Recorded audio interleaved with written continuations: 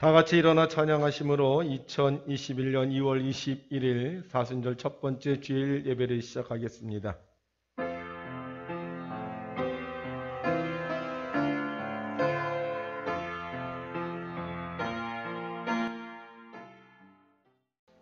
여호와는 선하시고 정직하시니 그러므로 그의 도로 죄인들을 교훈하시리로다.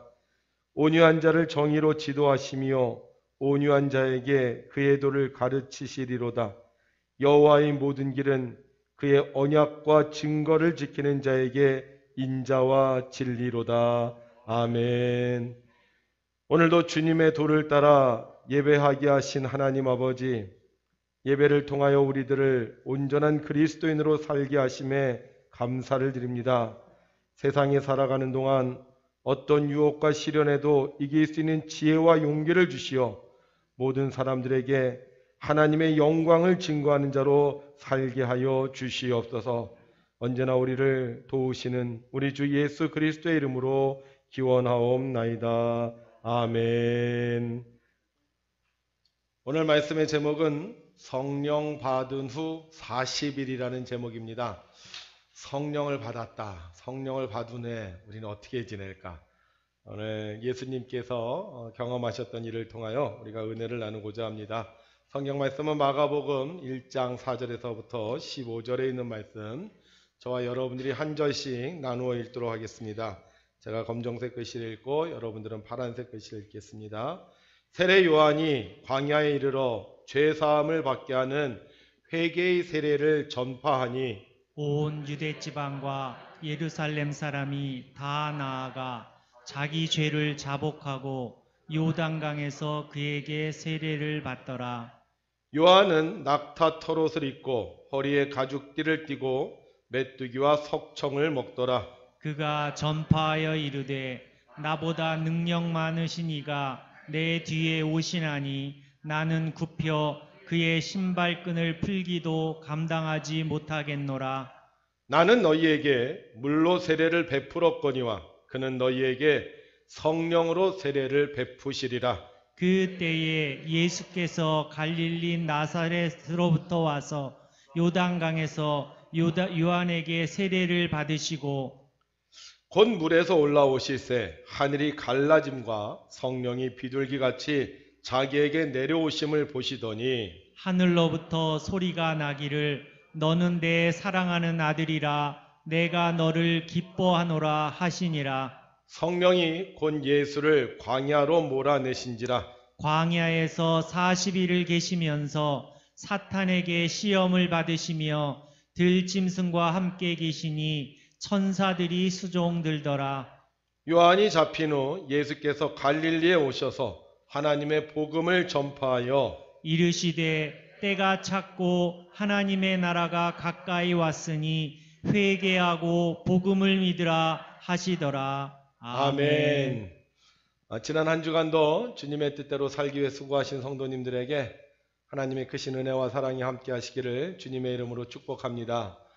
상황이 어렵고 힘들지만 우리가 하나님을 사랑하는 그 마음을 가지고 주님의 뜻을 이루고자 할 때 하나님께서 지혜도 주시고 능력도 주시고 건강도 주셔서 하나님을 향한 여러분들의 사랑이 이 땅에 열매로 나타나기를 주님의 이름으로 축복합니다. 우리 다 같이 오른손 들고 함께 있습니다. 시작. 내가 내 하나님 여호와의 말씀을 정종하면 이 모든 복이 내게 임하며 내게 이르리니 내가 들어와도 복을 받고 나가도 복을 받을 것이니라. 아멘.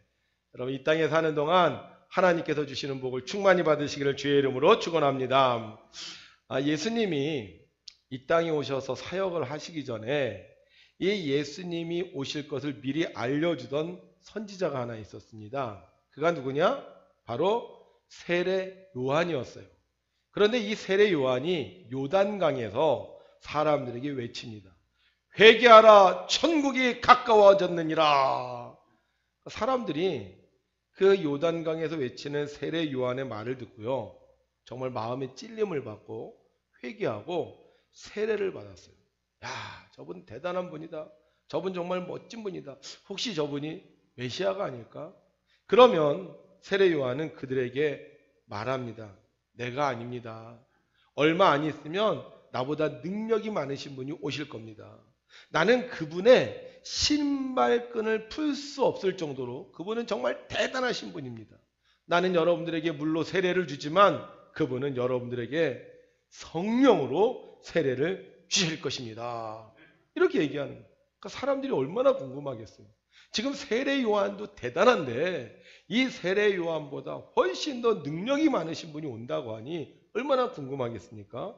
그분이 도대체 어떤 분일까? 언제 오실까? 막 여러 가지 이야기들을 했을 거예요.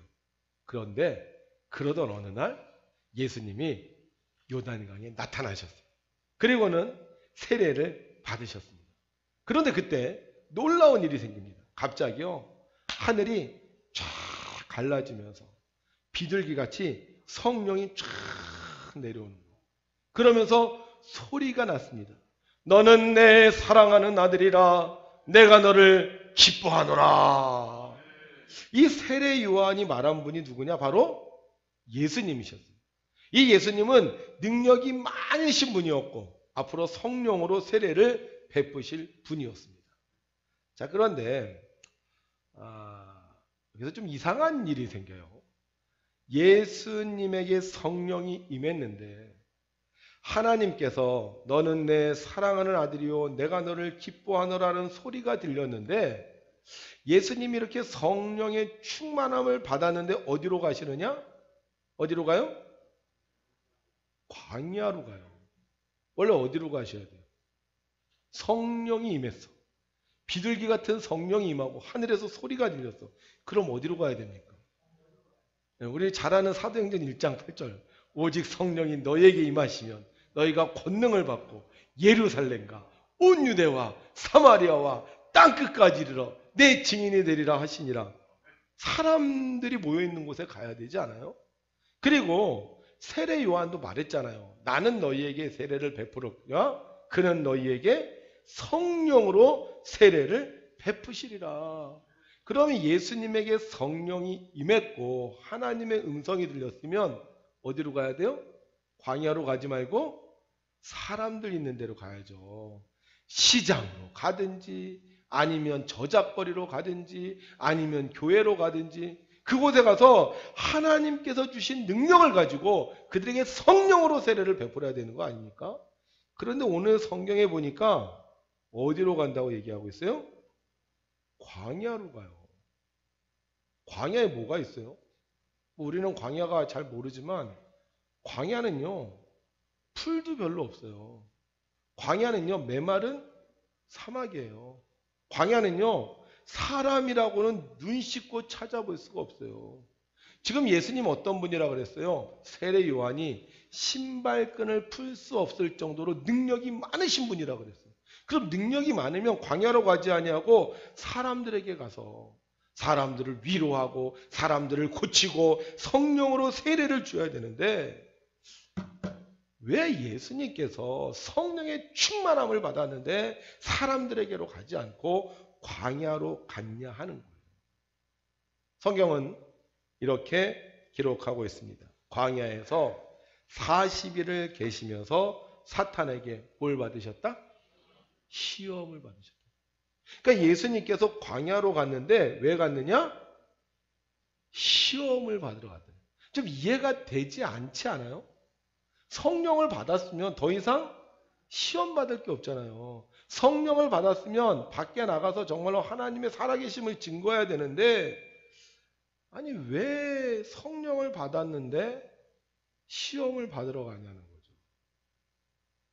여러분, 성령을 받는 것과 성령의 능력이 나타나는 것이 틀리기 때문이에요. 차가 있는 것과 차를 운전하는 게 틀립니다. 돈이 있는 것과 돈을 사용하는 게 틀려요. 사랑이 있는 것과 사랑을 사용하는 게 틀립니다. 차가 있어도 차를 운전할 수 있는 능력이 없으면 차를 가지고 나갈 수가 없어요. 돈이 있어도 돈을 잘 쓸 수 있는 능력이 없으면 밖에 나가서 돈을 쓸 수가 없어요. 사랑이 있는데도 이 사랑을 표현할 수 있는 능력이 없으면 밖에 나가서 사랑을 행할 수가 없는 거예요.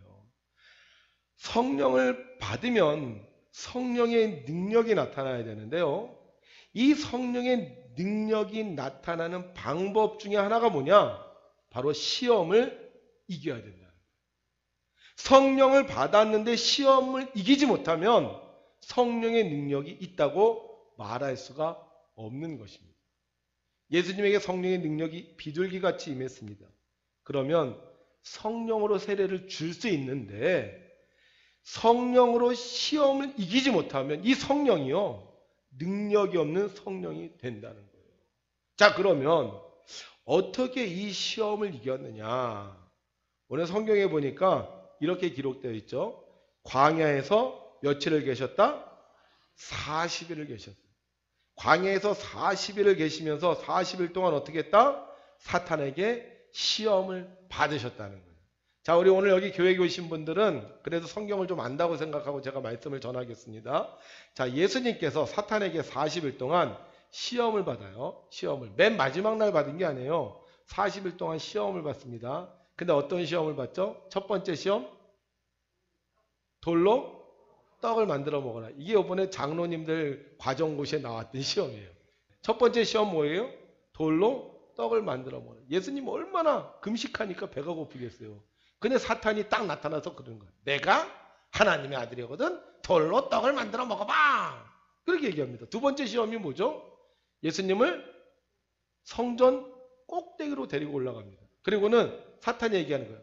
네가 하나님의 아들이거든. 여기서 뛰어내려봐. 그러면 천사들이 너의 발을 딱 받들어서 발 하나도 다치지 않게 할 거야. 이렇게 얘기를 해요. 세 번째 시험이 뭐죠? 뭐예요? 모르세요? 이거 알아야 돼요. 이거 시험 보는 겁니다. 세 번째 시험은 뭐예요?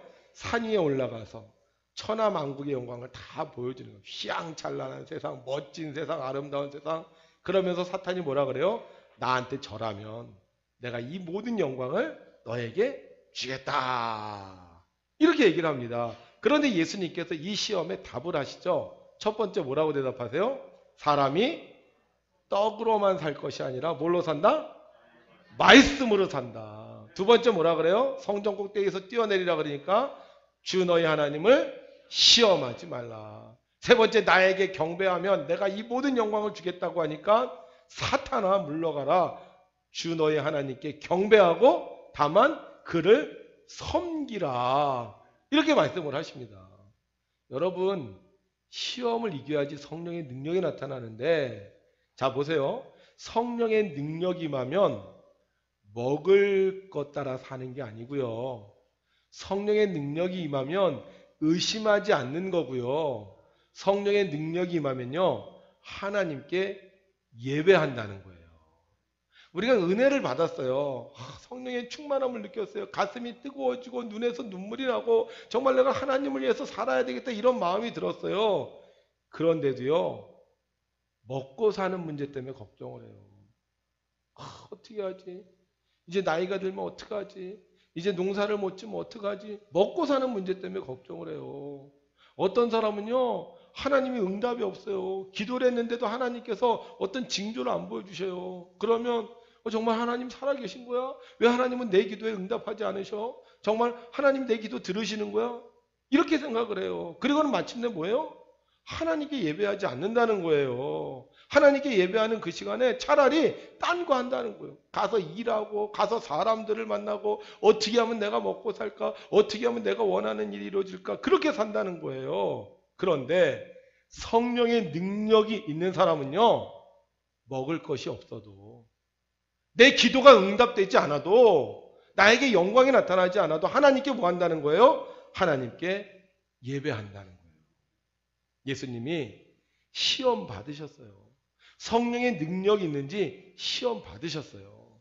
그런데 예수님이 그 시험을 이겼어요. 40일 동안 먹지 못했는데 40일 동안 응답이 없었는데 그러나 예수님은 그 40일 동안 먹는 것 때문에 걱정하지 않고 응답 없는 것 때문에 속상해하지 않고 오직 하나님께 예배하는 삶을 살았어요. 하나님께 예배하는 삶을 사람은요, 성령의 능력이 있는 사람입니다. 근데 먹는 것 때문에 내가 원하는 걸 이루어가기 위해서 하나님께 예배하지 않는 사람은 성령을 받았다 해도 결코 성령의 능력이 있다고 말할 수 없는 겁니다. 자, 그러면 우리가 어떻게 하면 이 성령의 능력이 있는 삶을 살 수 있을까? 어떻게 하면 이 성령의 능력을 확 끌어올릴 수 있을까?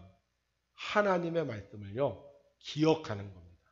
우리 성경 말씀에 이런 말씀 있죠? 함께 읽습니다. 시작.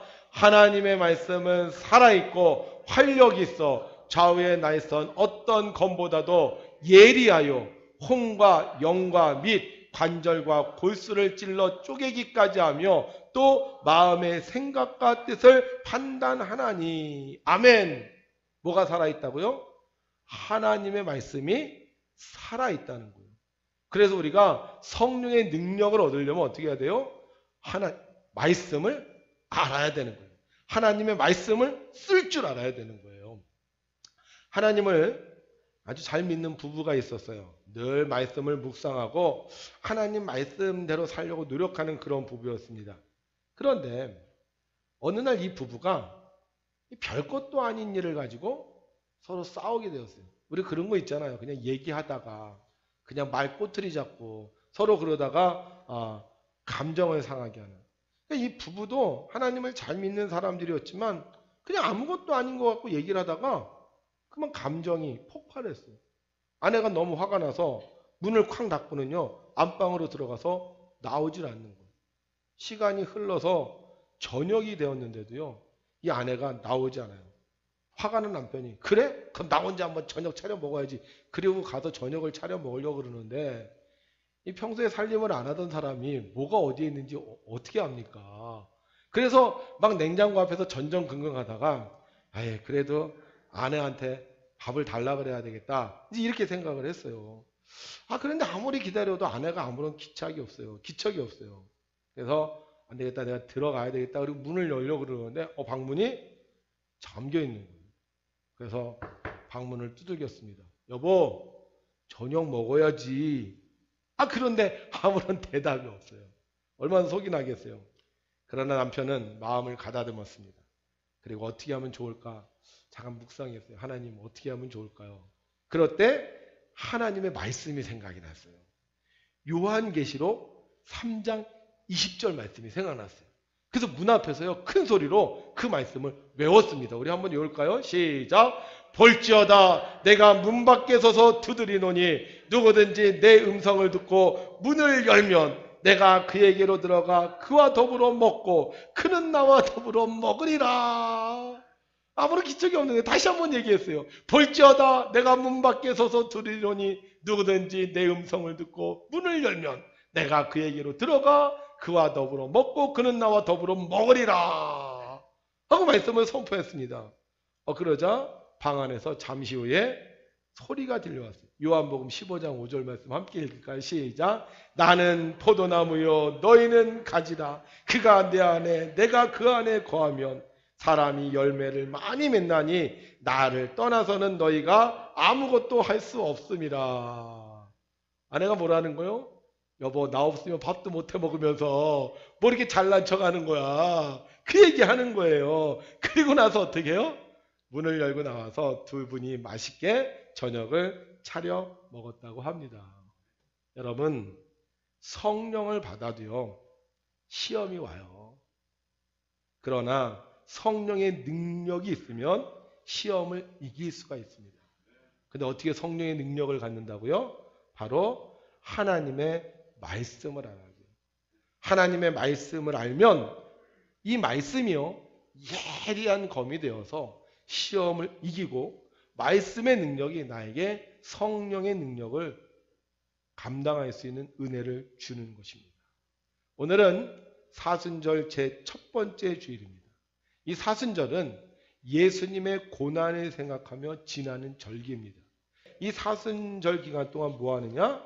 우리가 주님의 고난을 생각한다는 거예요.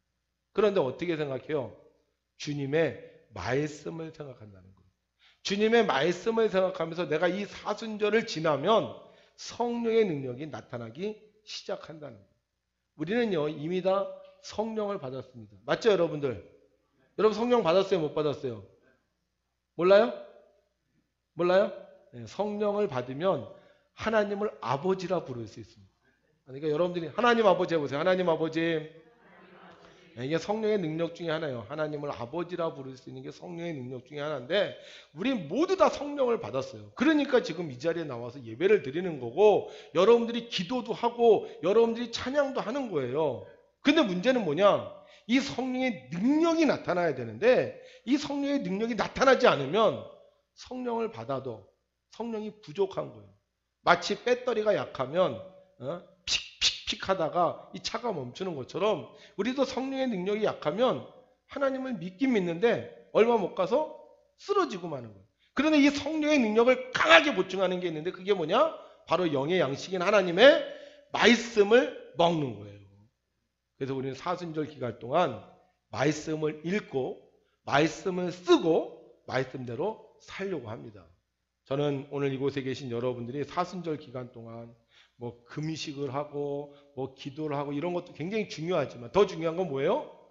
시험을 이기는 게 중요한 거예요. 유혹을 이기는 게 중요한 거예요.